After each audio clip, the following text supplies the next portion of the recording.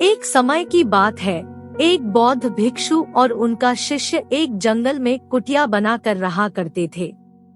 बौद्ध भिक्षु अब बूढ़े हो चुके थे और उनका शिष्य अभी जवान था। बूढ़े बौद्ध भिक्षु एक बहुत ही बड़े ध्यानी व्यक्ति थे। जब वह ध्यान करने बैठते तो दो दिनों तक ध्यान ही करते रहते। उन बूढ़े बौद्ध भिक्षु के पास एक बहुत ही अनोखी शक्ति थी। वे ध्यान की अवस्था में भविष्य को भी देख सकते थे। एक दिन जब वह ध्यान कर रहे थे तो उन्होंने देखा कि आज से 8वें दिन उनके उस युवक शिष्य की मृत्यु हो जाएगी। उन्होंने ध्यान के बाद अपने शिष्य को अपने पास बुलाकर कहा, मैं तुम्हें अगले 7 दिनों की छुट्टी देता हूँ। तुम इन 7 दिनों के लिए अपने घर रहकर आ सकते हो। शिष्य ने खुशी से कहा, क्या यह सच है गुरुवर? गुरु ने कहा, हाँ। मेरा पिछले कई दिनों से अपने घर वालों से मिलने का मन भी कर रहा था। शिष्य ने मुस्कुराते हुए कहा। गुरु ने कहा, ठीक है, तो अब तुम जा सकते हो, लेकिन याद रहे 8वें दिन की शाम होने तक तुम्हें यहाँ वापस पहुँचना होगा। उसने हाँ में सर हिला के कहा, ठीक है गुरुवर, मैं पहुँच जाऊंगा, लेकिन आप अपना ख्याल रखिएगा।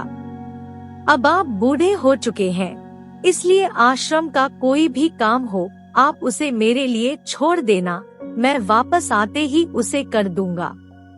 इसके बाद शिष्य ने गुरु का आशीर्वाद लेकर पहाड़ी से नीचे उतर गया, बिना यह देखे कि गुरुवर की आंखों में अपने शिष्य को खोने का दर्द था। शिष्य जो रास्ते से गांव जा रहा था, उस रास्ते पर एक नदी पड़ती थी। उस नदी के किनारे चिंटियों का एक बिल था, जहां लाखों चिंटियां रह रही थी। उनमें से कई चिंटियां बिल के अंदर जा रही थी और कुछ बाहर आ रही थी, जिसमें से कुछ एक दूसरे से टकरा जाती और अपना रास्ता बदल लेती तो बड़ा आनंद आ रहा था। कुछ देर तक खड़ा होकर उनको देखता रहा, फिर अचानक उसका ध्यान नदी की तरफ गया। उसने देखा कि नदी का पानी धीरे धीरे बढ़ रहा है, जिससे उठने वाली लहरें चिंटियों के बिल के पास तक पहुंच सकती है, जिसकी वजह से ये लाखों चिंटियां बेवजह मारी जाएगी। यह सोच उसने तुरंत अपने ऊपर के कपड़े उतारे और उसने मिट्टी भरकर चींटियों के बिल के चारों तरफ एक घेरा सा बना दिया। साथ ही उसने बड़े ही कलात्मक तरीके से मिट्टी को काटकर एक छोटी सी नाली बना दी, ताकि लहरों से आने वाला पानी नाली के माध्यम से वापस नदी में चला जाए। इसके बाद वह नदी पार कर अपने घर चला गया। घर पहुंचने के बाद उसके 8 दिन कब बीत गए उसे पता ही नहीं चला। 8वें दिन उसे याद आया कि आज शाम तक तो गुरु ने आश्रम में वापस लौटने का आदेश दिया था। उसने उस रात ही अगले सुबह आश्रम के लिए निकलने हेतु सारी तैयारी कर ली थी। सुबह होते ही वह शिष्य आश्रम के लिए निकल पड़ा। उसे उम्मीद थी कि वह शाम होने से पहले आश्रम वापस पहुंच जाएगा। शाम हो चुकी थी। गुरुवर आश्रम में बैठे बैठे यह सोच रहे थे कि आज तो 9वां दिन है, अब तक तो मेरा शिष्य इस दुनिया को छोड़ चुका होगा। वह इस बात से काफी दुखी थे कि वह मरने से पहले आखिरी बार अपने शिष्य को देख ना सके। गुरुवर बैठे हुए ये सब सोच रहे थे कि उन्हें दूर से एक इंसान आता हुआ दिखाई दिया। उन्होंने ध्यान से देखा तो चौंक गए, अरे ये तो मेरा शिष्य है। गुरु ने दौड़कर शिष्य को गले से लगा लिया, लेकिन वह इस बात से अचंभित भी थे कि 8 दिन बीत जाने के बाद भी अब तक वह शिष्य जिंदा कैसे है। गुरु ने कहा कि यहाँ से जाने के बाद तुमने जो कुछ भी कार्य किया वह मुझे बताओ। तब शिष्य ने चिंटियों वाली कहानी अपने गुरु को सुनाई।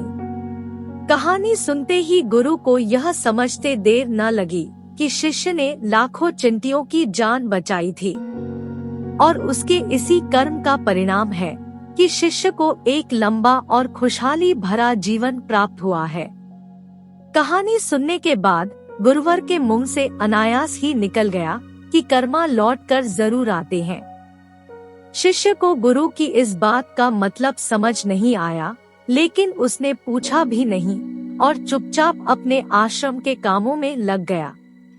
अगर हम अपने जीवन में देखें तो इसे खुशी खुशी जीने का सबसे आसान तरीका यह है कि हम अच्छे कर्म करते रहें। इस कहानी का सार यह है कि हमारे अच्छे कर्मों हमारे जीवन में आने वाले दुख और परेशानियों को दूर कर देते हैं।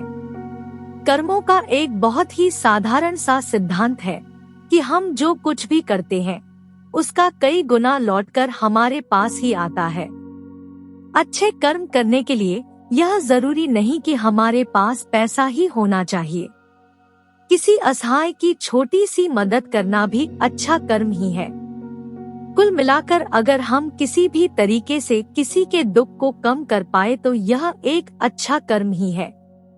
और जैसे गलत कर्म करने से हमें बुरा लगता है और दुख भी होता है, ठीक उसी तरह अच्छे कर्म करने से हमें सुख की अनुभूति होती है। इसलिए अगर अपने जीवन में खुश रहना चाहते हैं तो हमें आज से ही दूसरों के दुख दर्द को कम करने की कोशिश शुरू कर देनी चाहिए और हम देखेंगे कि हमारा जीवन अपने आप ही खुशियों से भर जाएगा।